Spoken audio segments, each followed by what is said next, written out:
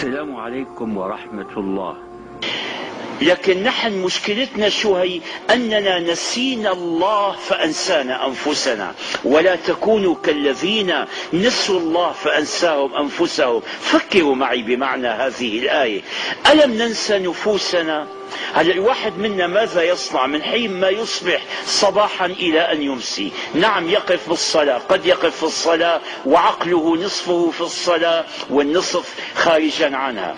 يمضي حياته في لقاء الناس. إذا لم يجد شيئا يعمله، واحد رايح عند طبيب الأسنان وعليه أن ينتظر ربع ساعة تثقل عليه، ربع ساعة يثقل عليه الزمان. ليش؟ لأننا لا نستطيع أن نخلو بأنفسنا. والله عجيب، نفسي أنا عدو لي. أريد عمري اللي رأس مالي أقطعه بأي شيء. واحد بيقول لك بإيش بدي قطع الوقت؟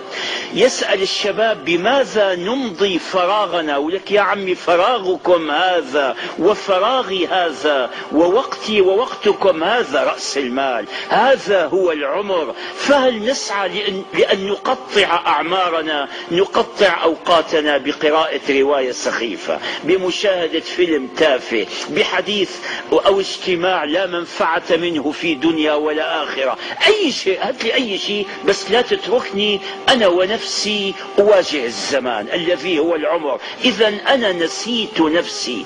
هذه عقوبة من الله.